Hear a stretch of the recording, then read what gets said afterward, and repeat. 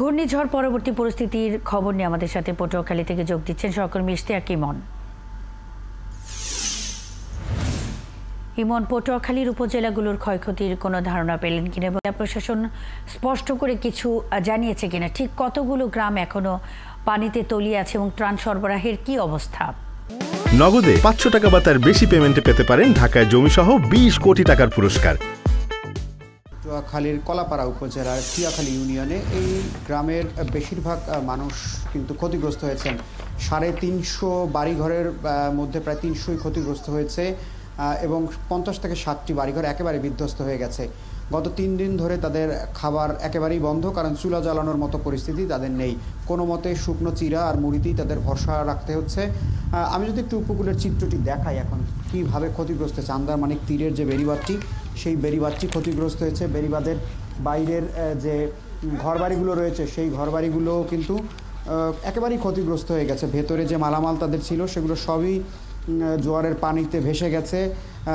যাদের ঘরে আসলে চাল ডাল ছিল সেগুলোও ভিজে গেছে, অনেকটা ধুয়ে তারা সেটি শুকিয়ে রাখার এখন চেষ্টা করছেন। অর্থাৎ উপকূলের মানুষ ঘুরে দাঁড়ানোর চেষ্টা করছেন।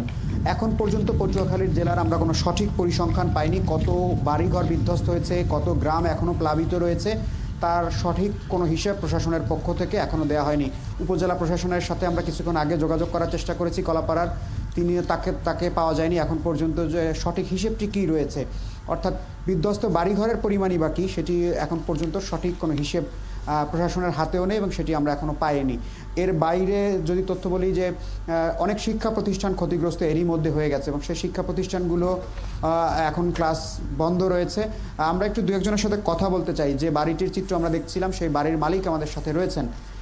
কি আছে এখন, কি অবস্থায় আছেন আপনারা, কিভাবে খাচ্ছেন ছেলে সন্তান নিয়ে? ওই চাই সিনে খাই, একজনে দিয়ে যায় রুটি মুটি বিস্কুট এটি খাই।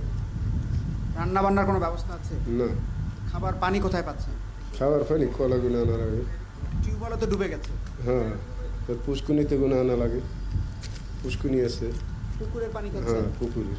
ছোট ছোট ছেলে মেয়েদের রান্না বান্না খাবার টাবার আমরা একজন বিস্কুট কলা কেক এটি দেয় খাই।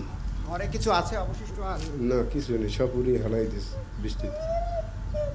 শুনছিলেন যে ঘরের যে খাবার দাবার রয়েছে সেই খাবার দাবার সবই তারা ভেসে গেছে।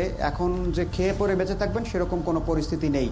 একই সাথে এই দুর্যোগপূর্ণ বা উপকূলের যে মানুষ রয়েছেন তারা বলছেন যে সরকারের পক্ষ থেকে যে ত্রাণটি দেওয়া হবে সেটি যেন সঠিকভাবে বন্টন করা হয়।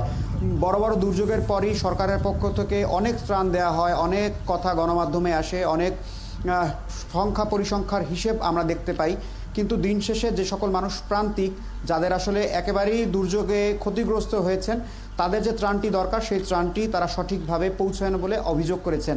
সেই ক্ষেত্রে উপজেলা প্রশাসন বা জেলা প্রশাসন এবং সরকারের পক্ষ থেকে যারা এটি মনিটরিং করবেন তারা যেন একটু শক্তভাবে নজরদারি করেন, কারণ প্রান্তিক যে মানুষগুলো রয়েছে তাদের জন্য এই ত্রাণ বরাদ্দ হয়ে থাকে।